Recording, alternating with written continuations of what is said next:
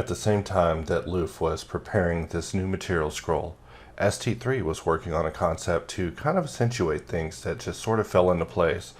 Something a little powerful, almost was afraid to release it, but without further ado, with nothing selected, we'll just click on the hops button and choose blank light, and now we can actually begin scrolling through random combinations of lights until we find a combination that we like. So I wanted to show the 3D viewport at the same time so that way you could see what's going on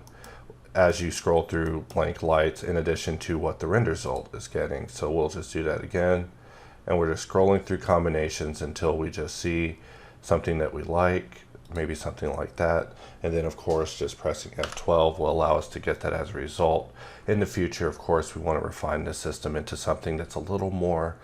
interesting for the goals that I'm going for, but this is definitely a fantastic start in the direction of having a blank light generator.